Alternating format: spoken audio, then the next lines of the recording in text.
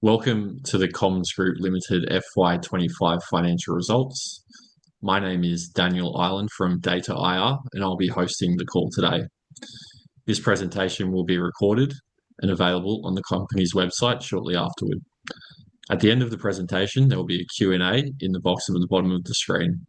Please send through your questions, and they'll be asked at the conclusion of the presentation. I will now introduce Peter McGrath, CEO, and Matthew Beale, CFO of Comms Group Limited, who will take you through the presentation.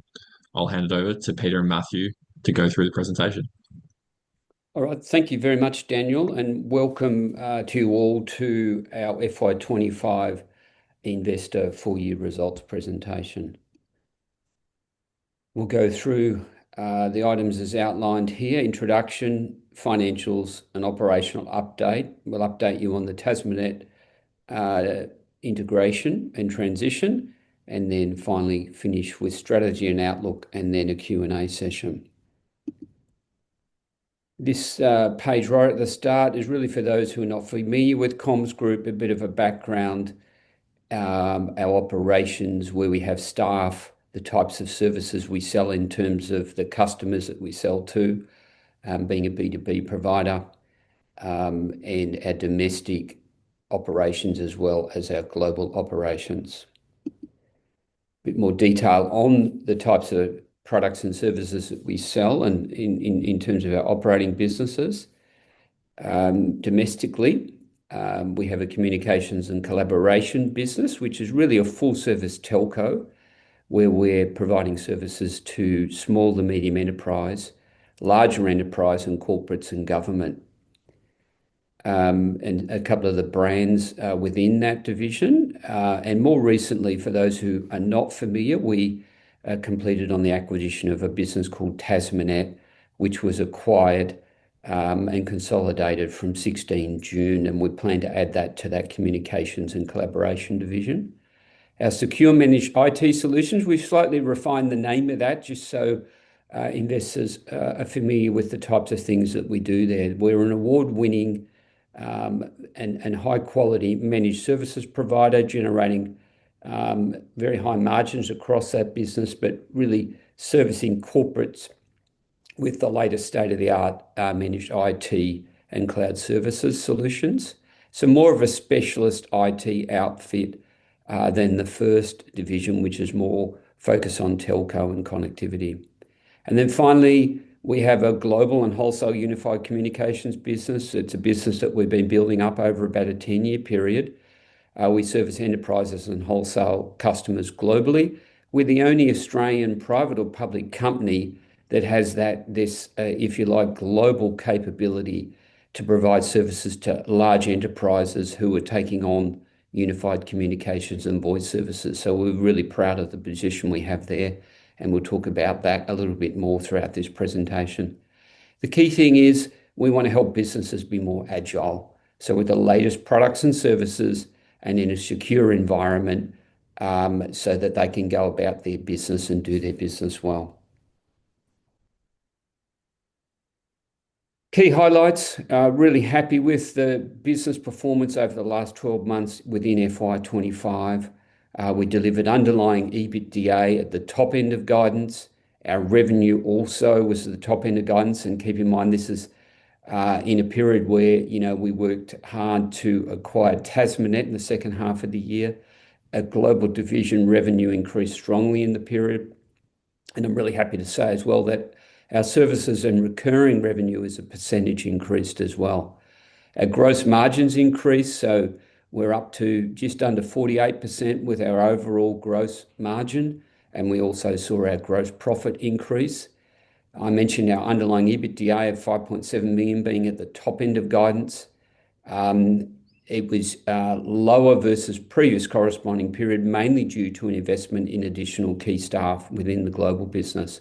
Second half was a very strong half for the business as well.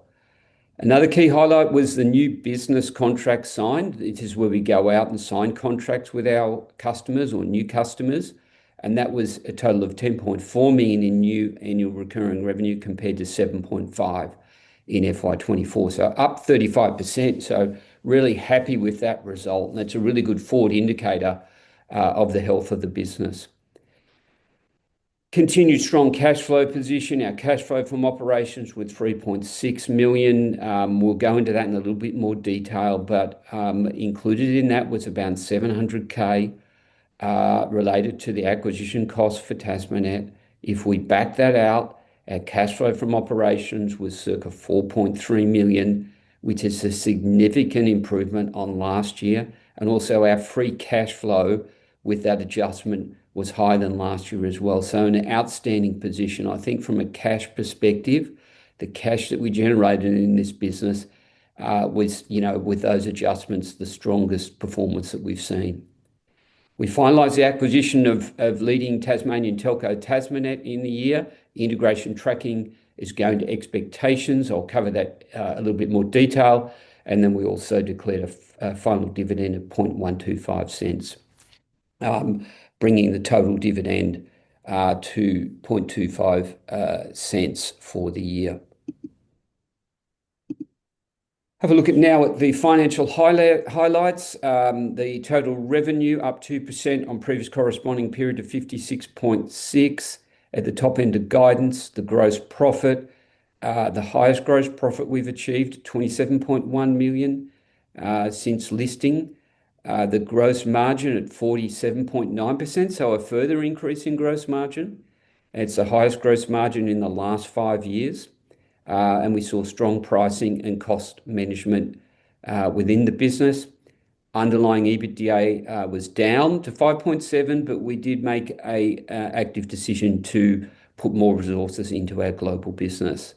And then our operating cash flow down 5%, to be honest, almost on par with last year.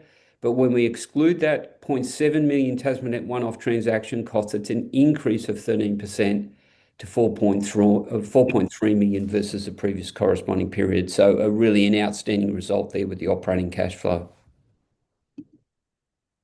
In terms of group revenue, we've seen since FY22 a strong increase in group revenue over time, as shown there. Our second half FY25 number was up strongly, which was good. And then we're expecting full year run rate revenue of 75 million plus once we've transitioned the Tasmanet business. Look at revenue by division. We're diversifying our revenue streams with more customer or a more diversified customer base, and also with a strong portfolio of products and solutions for our different customers. Within our communications and collaboration division, really stable revenue there around the 24 million level and generating high gross margins and strong cash flows from that particular business. Our secure managed IT solutions, so our specialist IT solutions business, where we're servicing those mid-market corporates who are looking for this latest state-of-the-art secure IT solutions. Revenue 19.2 versus 19.3 last year. But within that, we had one single customer that transitioned from us due to a CIO coming in, deciding, in the new business, deciding to insource. So on a like-for-like, around about over $1 million of revenue that we've replaced and effectively within the full year kept the revenue position consistent. And you'll see in a moment the gross profit position improved. So a really standout result there for our secure managed IT solutions business within the year. And then our global and wholesale unified comms business, we saw further growth, strong level of new business contracts signed in the year, low churn levels within that business, and very high gross margins. So you can see there the revenue, has gone up from say 10 to 13 million over a number of years. Giving a bit more granularity on revenue composition here for the first year. And what we saw is an improved composition of revenue in terms of recurring revenue. So despite the fact that we grew revenue in the year, the one-off revenue was less, and the quality of the services revenue improved. You can see there we've gone from 50.8 to 52.5 in terms of services revenue, so a high percentage of services revenue within the business. Within the global business, Our connection fees for some large project work were less in the year. That's because last year we rolled out some major projects for a significant global telco.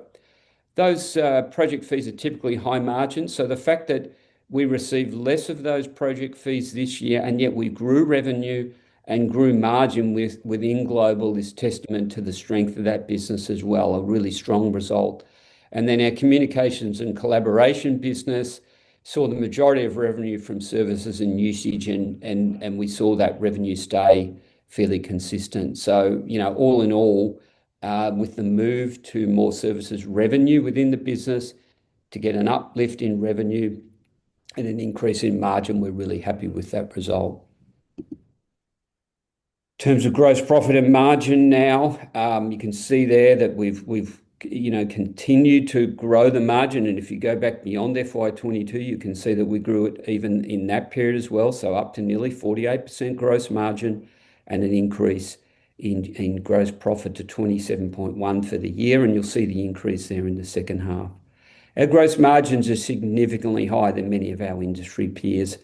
And not only that, we are a CapEx-light business. So, we've got two really positive elements there, generating very high gross margins, gross profit from the revenue that we're bringing in, and not spending a lot of money on CapEx compared to some of our peers. Gross profit by division, we're getting a bit more granularity on that this year. For the first year, you can see there our communications and collaboration business around the 10 million gross profit with high gross margins around the 42-43. So that business, higher gross margins than a number of their peers. Our secure managed IT solutions business, gross margins around the 50%, increasing gross profit there over the last 3 years. And once again, if you benchmark that business against other peers in the market, significantly higher gross margins than what you're seeing with some other peer companies. And then our global and wholesale unified comms business, over 50% gross margins, and you can see there the gross profit increasing over the last few years. Underlying EBITDA came in at 5.7 for the year.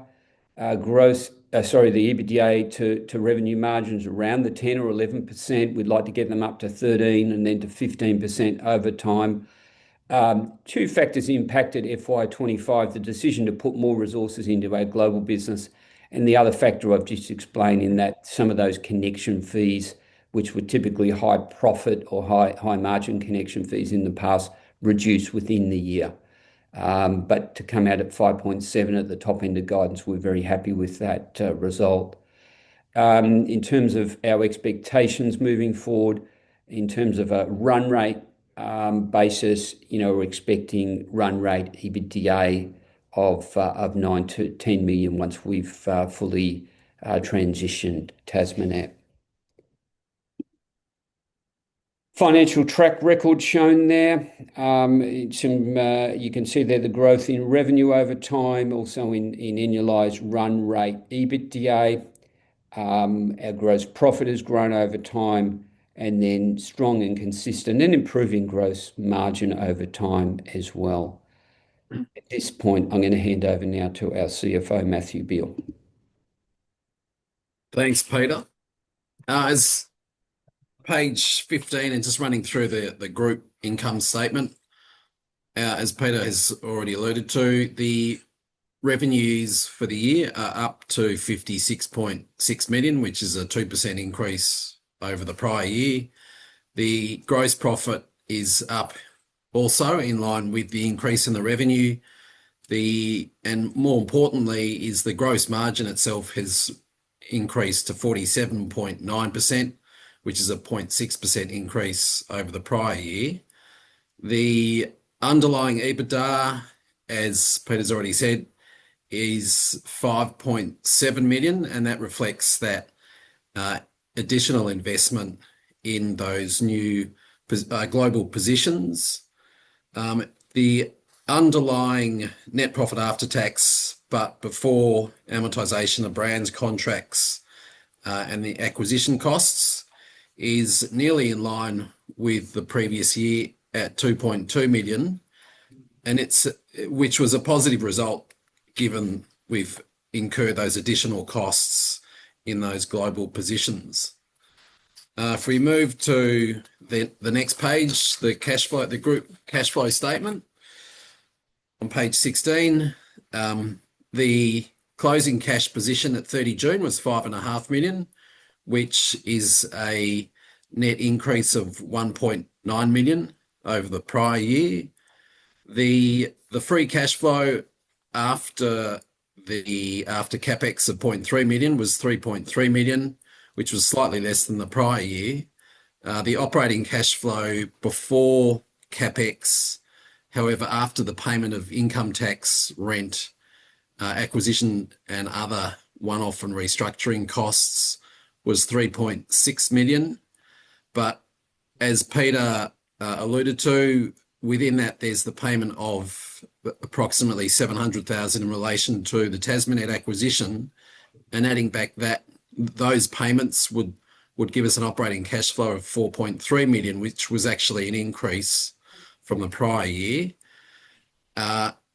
If we add back, or before the payment of income tax, rent, and those acquisition costs, our underlying cash flows was 7 million, which is actually a very good result given that we reported underlying EBITDA of 5.7 million. So I think that's a reflection of just the emphasis that we put on working capital management and to make sure that that's as efficient as possible. We move to the next slide on page 17, the group balance sheet. At 30 June, we reported net assets of 36.7 million, which was an increase in 4.9 million from 30 June 2024. We are just running through some of the individual items. The property, plant and equipment, right of use assets and goodwill have all increased significantly from the prior year, and that's primarily relates to the TasManet acquisition. You'll see a significant increase in the goodwill from 21 to 29.3 million. And the main reason for that is we've provisionally accounted for the acquisition of TasManet, and for now we've put all amounts that we believe will be attributed to brands and customer contracts to goodwill. But by the 31st of December, when we will finalise those numbers, most of that increase will be attributed to or reallocated to the brands and the customer contracts. We've also recognised deferred consideration of 900,000, which relates to that TasManet acquisition once again. 600,000 of that has actually already been paid, and there's a further 300,000 which is contingent deferred consideration, and that's contingent upon the group result for the current financial year. Also, just point out the borrowings have increased from 7.6 to 10.7 million, and that's a reflection of the increased facility that we have with Regal, the Regal Tactical Credit Fund. And one final thing to note with the balance sheet is our net debt. Whilst it's up by over 3 million from the prior year, the net debt, net of cash, is actually only up by just over 1 million to 5.2 million as at 30 June 2025. Okay. So on that basis, I'll hand back to Peter. Thank you, Matthew. In terms of our capital management framework and our capital management priorities, we have received a few questions from investors on this in the past, so we thought we'd outline that. And obviously, we want to ensure that the business has sufficient liquidity and funding. So obviously, a strong balance sheet supported by disciplined liquidity and risk controls is important. We do want to reduce debt post TasManet acquisition by internally generated cash flows. So that's probably the next biggest priority. Continuing to invest in technology and services and the latest products is important for us. We want to pursue relevant M&A opportunities that are strategically aligned and add value for our shareholders, and then continuing dividends as well. So all of these factors that we look at, and in terms of the priorities are outlined there. Just want to give an operational update now on some aspects of the business. So in terms of new sales performance, that was a standout result. We've given a bit more granularity this year as well. You can see FY24 was a strong year, but FY25 we even saw a stronger improvement over FY24, and in particular the global business with around 5.5 million of new ARR, annual recurring revenue. We tend to measure our new business in terms of monthly recurring revenue, annual recurring revenue. That's what we're really after, annuity style revenues for the business.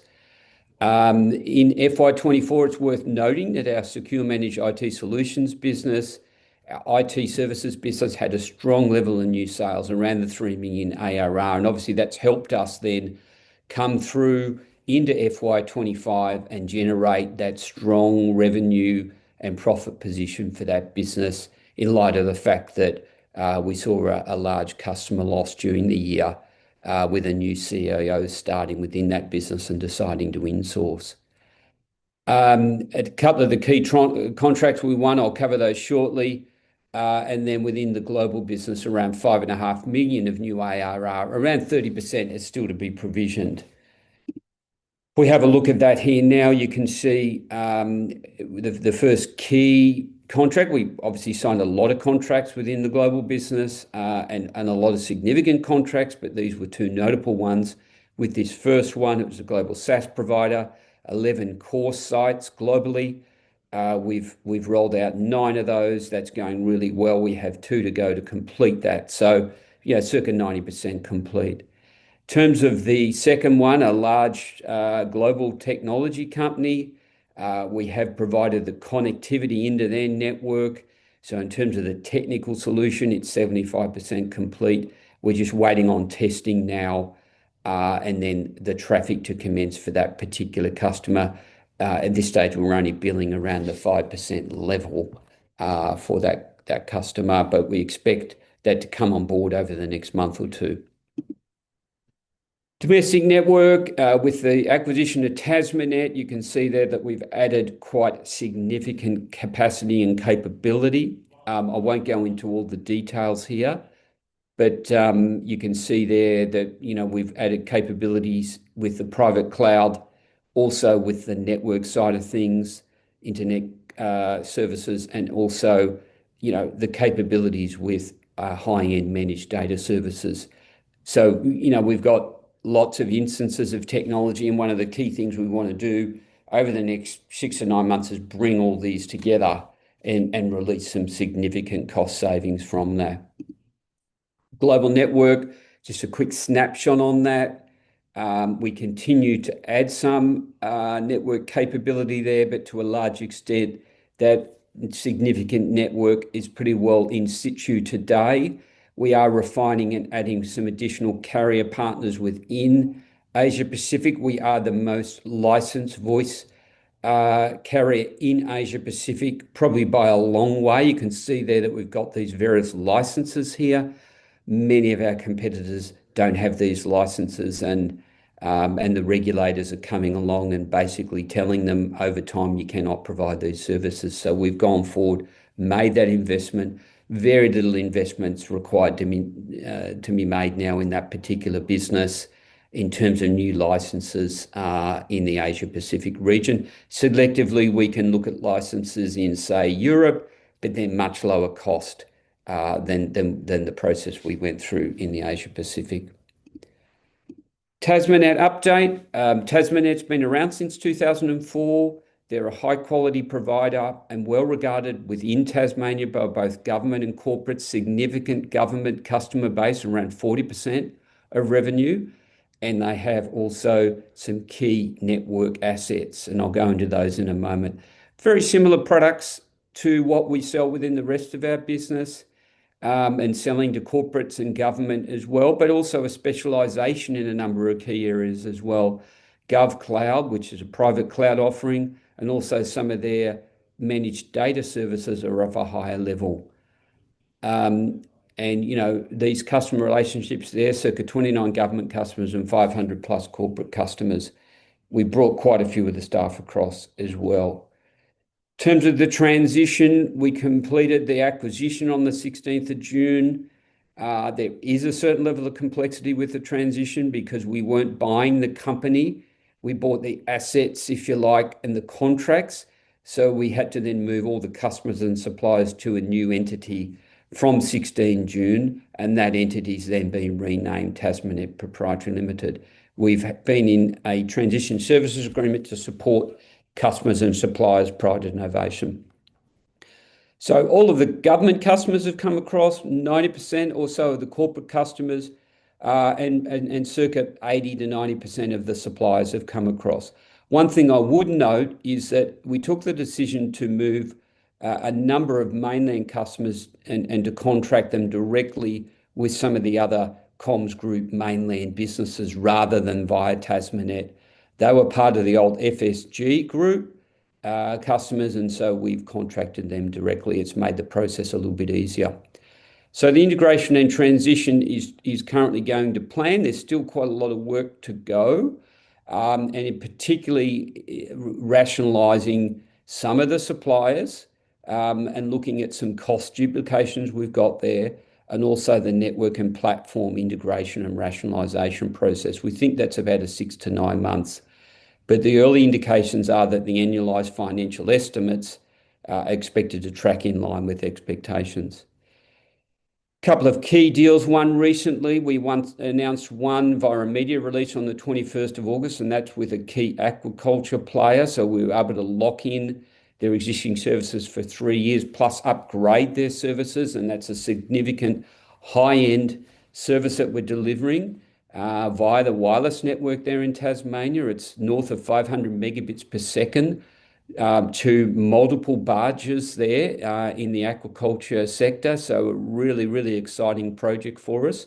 More recently, we've just signed and almost completed a deal that we've signed with a New South Wales government agency for a key public site where members of the public will go along and look at events, and we've installed Wi-Fi and CCTV there.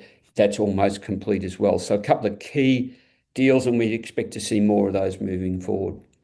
A little bit of information in the pack on some of the assets that we acquired. We've got a Hobart fibre network that's connected to a lot of key buildings and a number of the key data centres as part of the Tasmanet acquisition, and then a Tasmanian fixed wireless network, Australia's largest non-NBN fixed wireless network. For those that are not familiar with Tasmania and the topography down there, or the topology, but it is very hilly in places, mountains, and fibre optic doesn't cover a lot of the geography. To get this particular asset as well as part of the Tasmanet business acquisition has been very positive for us. I'll just now move to strategy and outlook. In terms of strategy and outlook, obviously a key focus within the business over the next 12 months is the successful transition and integration of the Tasmanet into Comms Group. It's our number one priority in reality. Separately, we want to continue to focus on the corporate mid-market and government sectors, looking to cross-sell our secure managed IT solutions, and then upsell existing strategic accounts with additional products and services, and where we can leverage our position within the Asia Pacific. In terms of a financial outlook, we're targeting run rate revenue of 75 million plus once Tasmanet is fully transitioned, and run rate underlying EBITDA of 9 to 10 million once Tasmanet's transitioned. FY26 guidance, from our perspective, it's just a bit early to give a precise outlook on the guidance. As the year progresses, we'll come back to the market with that guidance. In terms of growth opportunities, we're seeing lots of those within the business, both organically and inorganically. And also there are some interesting M&A opportunities out there as well. One of the key things we will be focusing on as well is looking to combine and get some commonality with some of our processes, systems, and some of the core functions that we deliver across the group, some of the teams as well. So looking at more of a common platform and a one business as well. I mentioned it earlier, that network, the capabilities we have there, looking to collapse parts of that and to aggregate. An example would be, say, in Melbourne, we've probably got points of presence in 3 or 4 different data centres. We can combine all those and cut some costs there. That ends the formal part of the presentation, so I'll hand back to Daniel, and we are looking at some Q&A now. Thanks, Peter. So if you have any questions, please type your question in the Q&A box at the bottom of your page. The first question that we have, can you give a bit more color around your M&A filters, for example, size, revenue, and EBITDA, the sectors and the themes, and the capabilities and the synergies that you're looking for?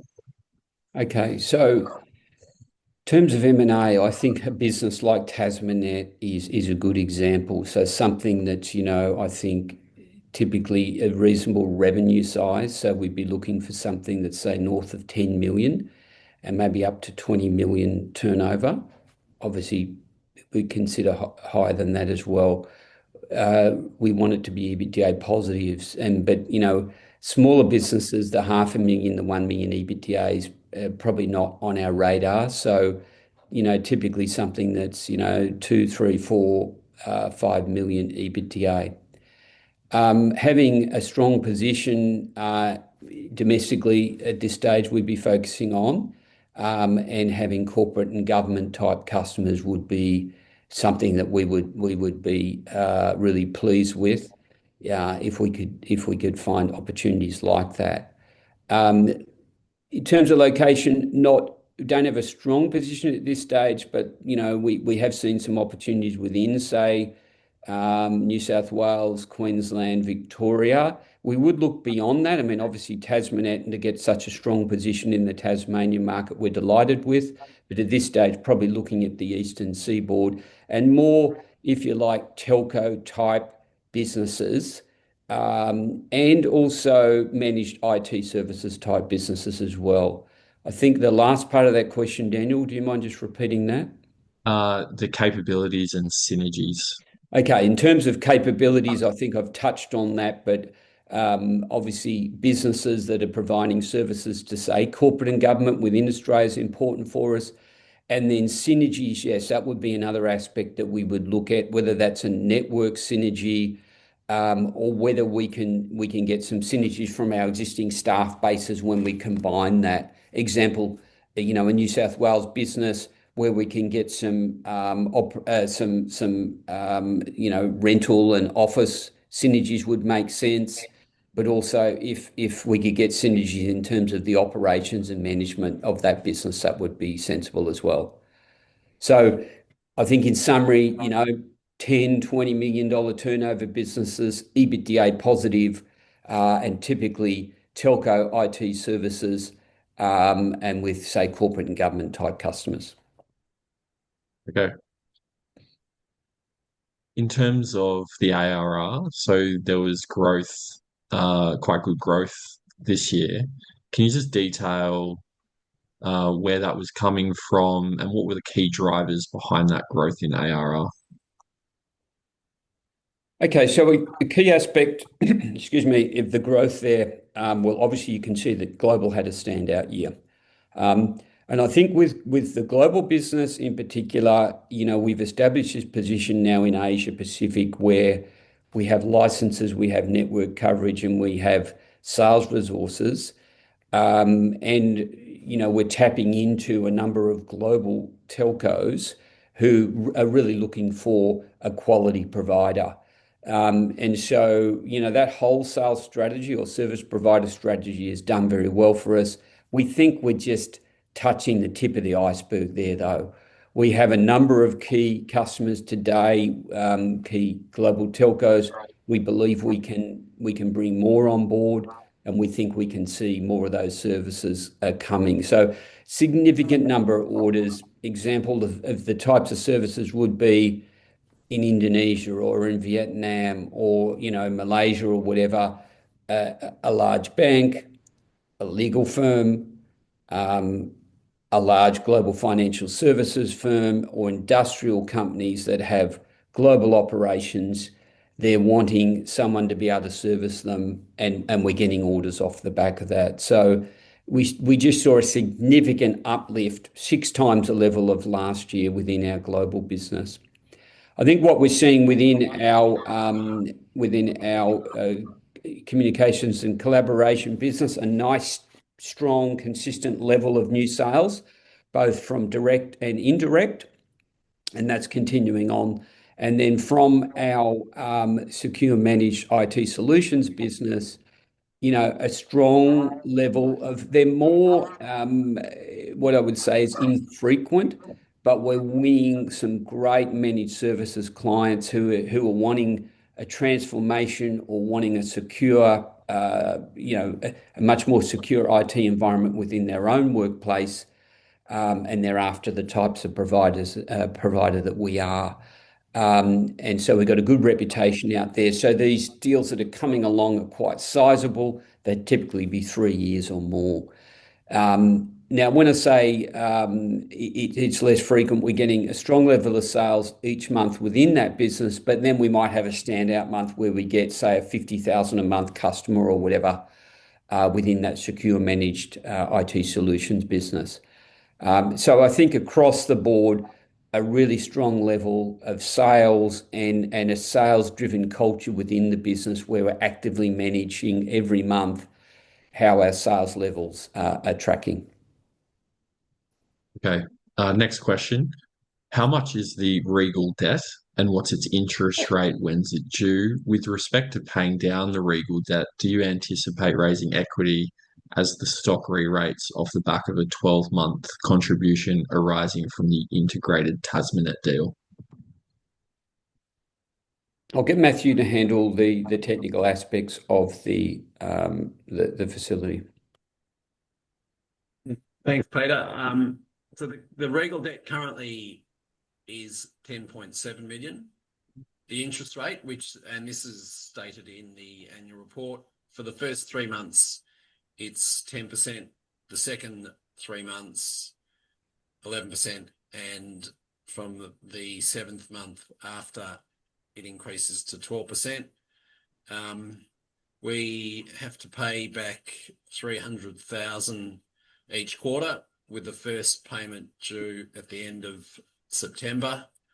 And I think that, so it has a term of 12 months, which ends June 2026 at this stage. Okay. I'll just handle the second bit of that. Look, I think in the first instance, we would look to refinance that facility. That's probably where we stand at this stage in terms of our preferences, and we have had some discussions and they're continuing on. That would be the first instance. But the opportunity that was outlined there is an opportunity, but at this stage, it's not what we're looking at as the first option. But that could be an option as well as the stock re-rates. Yes. But at this stage, we're looking at refinancing that facility or continuing it on. That's been a great facility in terms of the relationship we have there. That's been really positive. There's no doubt that the provider there understands our business well and the flexibility that's required in terms of helping to fund the transaction that we've just undertaken. So at this stage, we've got all that in a bit of a melting pot, and we'll see where that gets to. Okay. Next question. The business is growing well and performing well, but the market cap equals the FY25 net assets. How should we be valuing the stock, as a multiple of EBIT or EBITDA? If so, what multiple range should we have in mind? Look, that's a really good question, and it's probably something that you could chat more widely with brokers and all that on. We're expecting to see an increase in EBITDA. I think one thing about our business that differentiates us from some of the others is we're generating high gross margins, and we're seeing quite a lot of that EBITDA come through to cash. And I think we'd be arguing it should be on a relatively high multiple. I think another differentiator with this business compared to others is if you look at that cash flow from operations position there, it was a really strong result, and the free cash flow as well. And what we're suggesting there is we're not spending the CapEx levels that some of the others are out there in the market. We're a CapEx light business, so we're generating free cash flow. So I think another lens to look through is really, what is cash? Cash is king. What is an appropriate valuation based on the free cash flow that we're generating? And we'd expect that to increase, obviously, with the TasManet transition and acquisition coming on. So the cash position, the free cash flow from operations, free cash flow, we'd expect that to increase quite substantially moving forward. And I think that's another lens to look through. Okay, that's all the questions that we have at this stage. I want to thank Peter and Matthew for their time and everyone who attended on the call. That concludes the FY25 Comms Group Limited presentation. Thanks again. Thank you, everyone, for attending. Thank you.